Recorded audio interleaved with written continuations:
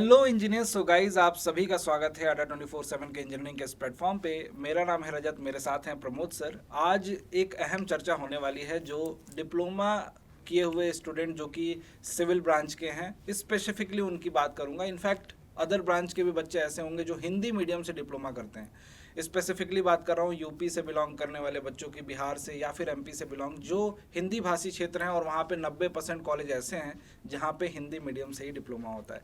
उन बच्चों की एक प्रॉब्लम बनी रहती है प्रमोद सर। सबसे पहला सवाल मैं आपसे पूछूंगा कि एक डिफरेंस आता है सिलेबस जो एग्जामिनेशन में पूछा जाता है उनके सेमेस्टर एग्जामिनेशन में, और एक डिफरेंस आता है जो कॉम्पिटिटिव एग्जामिनेशन में आ रहा है।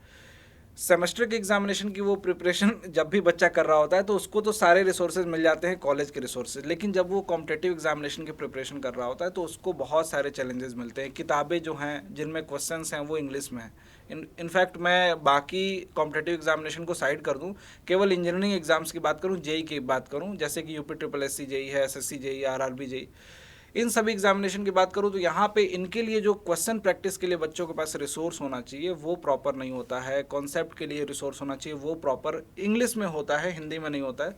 तो उस डिफरेंस को फुलफिल करने का काम अड्डा 24/7 टीम बहुत समय से कर रही थी। वो टाइम अब आया है जिसमें हम लोग बच्चों को कुछ देने वाले हैं। बिल्कुल सर। तो इसके लिए जो प्रिपरेशन है या फिर हम क्या लेकर आ रहे हैं बच्चों के लिए, वो बताइए सर। सर यहाँ पर मैं बता दूं कि सबसे पहले जो बच्चे होते हैं जो मतलब यूपी बिहार हमारा और एमपी के बच्चे आते हैं यहाँ पर 90%, जैसा आपने बताया कि 90% कॉलेज में हिंदी मीडियम में पढ़ाई होती है और वहाँ पर बुक जो होती हैं लिमिटेड होती हैं, और वो बुक मतलब मुझे ऐसा लगता है कि कहीं ना कहीं कंपटीशन के लेवल से काफ़ी नीचे है।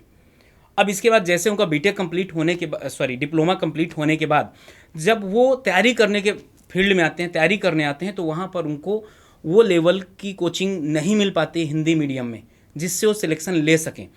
तो उसके लिए भाई उनको या तो संघर्ष करना पड़ता है कि इंग्लिश मीडियम वाली कोचिंग ज्वाइन करें, और वो कहीं ना कहीं गैप बहुत ज़्यादा रहता है हिंदी मीडियम और इंग्लिश मीडियम के बच्चों को, कि हिंदी मीडियम वाले भाई इंग्लिश सीखते रहते हैं कि इसका मीनिंग क्या होगा। तो इसकी बहुत बड़ी समस्या देखने को मिल रही थी। तो इसी के लिए काफ़ी समय से इंजीनियर्स अड्डा और उसके साथ साथ मैं और रजत सर दोनों लोग काफ़ी मेहनत कर रहे थे कि किस तरीके से बच्चों की समस्या दूर किया जाए। उसके लिए हम लोगों ने हिंदी में नोट्स प्रॉपर बनाए जो बच्चों को प्रोवाइड करवाया जाएगा, क्योंकि अभी UP triple S C JE है सर, एसएससी जेई है, आरआरबी जेई है, ये बहुत ज़्यादा इंपॉर्टेंट हो जाएगा बच्चों के लिए।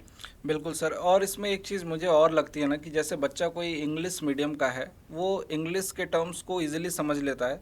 हिंदी मीडियम वाला बच्चा जो है वो इंग्लिश के टर्म्स को जब पढ़ता है तो वो रिलेट करता है, पहले इंग्लिश को हिंदी में कन्वर्ट करने की कोशिश करता है, और कुछ टर्म नए दिखते हैं तो उनको लगता है कि ये क्या है, उस टर्म को समझता है नए तरीके से। मतलब उसकी कॉलेज की पढ़ाई और यहाँ प्रिपरेशन में कोई रिलेशन बहुत ज़्यादा बैठता नहीं है।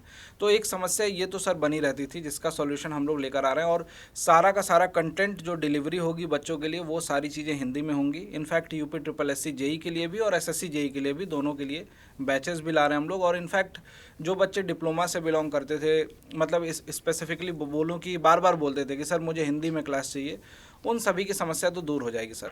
इसमें एक पॉइंट और निकल के आता है कि बहुत सारे बच्चे ऐसे भी होंगे जिसमें हिंदी और इंग्लिश दोनों को पढ़ना है, जिसको चाहिए कि भाई मुझे इंग्लिश वाली बुक से भी क्वेश्चंस लगाने हैं और हिंदी वाली किताबों से भी क्वेश्चंस लगाने हैं, लेकिन मैं पढ़ाई हिंदी में करूँगा।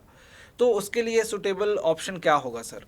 उसके लिए तो सर सुटेबल ऑप्शन होगा कि देखिए, अगर आप हम हिंदी में पढ़ लीजिए, जैसे मैं एक एग्जांपल बताता हूँ, सुकारिता, सुकारिता, अगर इसकी इंग्लिश क्या होगी सर? वर्केबिलिटी। वर्केबिलिटी। कौन कौन से ऐसे कारक हैं जो सुकारिता को अच्छा कर देते हैं? बिल्कुल।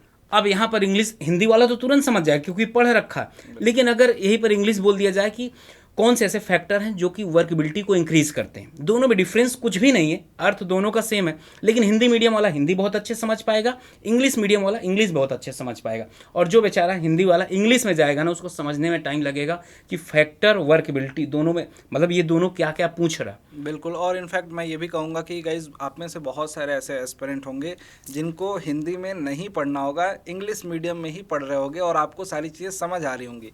उनकी तो समस्या ही नहीं है, समस्या उनकी उनके साथ है जिनको हिंदी में पढ़ा है और हिंदी में ही चाहिए सारा चीज़।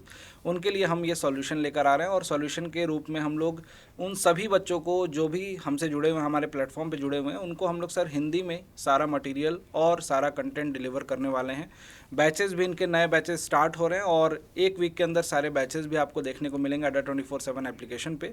बैचेस इनफैक्ट आ चुके हैं सर। 9 अप्रैल से भी हिंदी मीडियम वाला UP SSC JE batch start हो रहा है सर। और सर कॉलेज गोइंग एस्पिरेंट के लिए हमने SSC जेई का जो फाउंडेशन बैच हिंदी वाला जो लेकर आए हैं वो 25 को टारगेट कर रहे हैं। 24 वाला एग्जामिनेशन तो अभी रिसेंटली हो रहा है, तो 2025 यानी कि बहुत सारे बच्चे अभी कॉलेज गोइंग होंगे, कॉलेज में होंगे। इनफैक्ट इस बार तो SSC जेई ने फाइनल ईयर को भी एलिजिबल किया सर। तो उन सभी बच्चों को बोलूँगा कि उस बैच को कंटिन्यूस देख सकते हैं जिसमें हिंदी का मटेरियल मिल रहा है। और हिंदी और इंग्लिश जिसको दोनों देखना है वो ऑप्शन है महापैक, जो सिविल इंजीनियरिंग का महापैक है, उसमें हिंदी के बैचेस भी और इंग्लिश का बैच दोनों मिलेगा। जिन बच्चों को अगर ऐसी कोई रिक्वायरमेंट होती है तो वहाँ से वो अपनी चीज़ों को पढ़ सकते हैं। सर यहाँ पर और भी बच्चों के डाउट होंगे, जैसे अभी कोई डिप्लोमा कर रहा होगा तो फर्स्ट ईयर या सेकेंड ईयर में होगा, तो यहाँ पर क्या उनके लिए भी बहुत ज़्यादा इंपॉर्टेंट हो जाएगा कि अगर उन्होंने बैच में इनरोल तो कर लिया सर, क्या वो इतना हम लोग पढ़ा देंगे कि सेमेस्टर में तो टॉप करेंगे, बाद में आफ्टर डिप्लोमा जब ये सिलेक्शन लेने के लिए आएंगे या UPSSC जेई के लिए आएंगे तो सर वहाँ पर पहली रैंक या कुछ इस तरीके का भी हो सकता है? रजत सर, एक क्वेश्चन है आपसे कि कॉलेज गोइंग स्टूडेंट के लिए कितना हेल्पफुल होगा ये?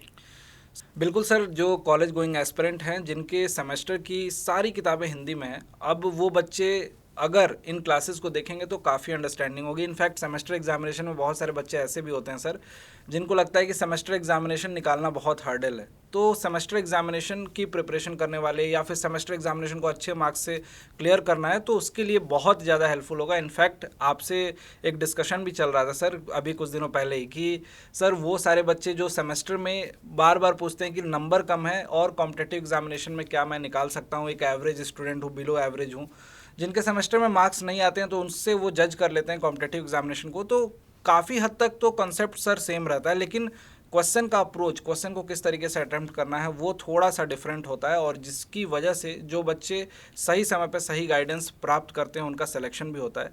लास्ट एक क्वेश्चन आपसे पूछूंगा सर कि कोई बच्चा अगर फाइनल ईयर से या प्री फाइनल ईयर से अपनी पढ़ाई को स्टार्ट कर रहा है, चाहे वो हिंदी मीडियम का हो या इंग्लिश मीडियम का हो, उसको कितना समय इफेक्टिवली देना चाहिए SSC जेई, RRB जेई या UPSSC जेई जैसे एग्जामिनेशन को क्लियर करने के लिए? सर जैसे एक बहुत ही जेन्युइन रीज़न है कि कोई भी एग्ज़ाम अगर आपको देना है तो एटलीस्ट 6 मंथ तो सर होने ही चाहिए।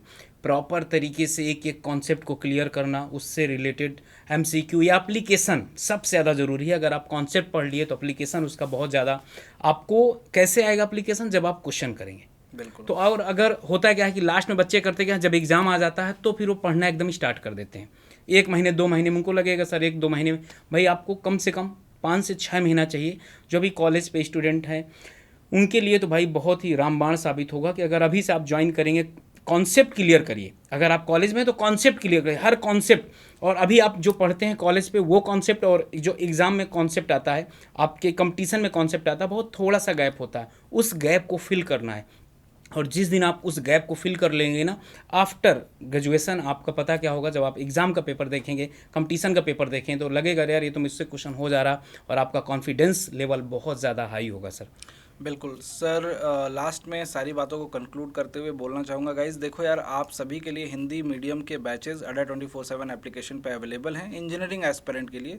चाहे बात करूँ UPSSC जेई की, चाहे बात करूँ SSC जेई की या RRB जेई की, बस आपको क्या करना है, उन बैचेस में ज्वाइन करके अपनी पढ़ाई को बहुत कायदे से सिस्टमेटिक वे में आगे बढ़ाना है। और इंजीनियर्स अड्डा हमेशा आपको कंटेंट यूट्यूब पे हो, चाहे आपको पेड एप्लीकेशन पे जो बच्चे होते हैं वहाँ पे हो, सारा कंटेंट आपको हमेशा समय समय पे डिलीवर करता रहता है। इस समय यूट्यूब पे भी बहुत सारी क्लासेस चल रही हैं जो बाइलिंगुअल हैं, हिंदी और इंग्लिश में हैं। उन सभी क्लासेस को आप देखिए, एंजॉय कीजिए और इंजीनियर्स अड्डा के साथ बने रहिए। Thank you.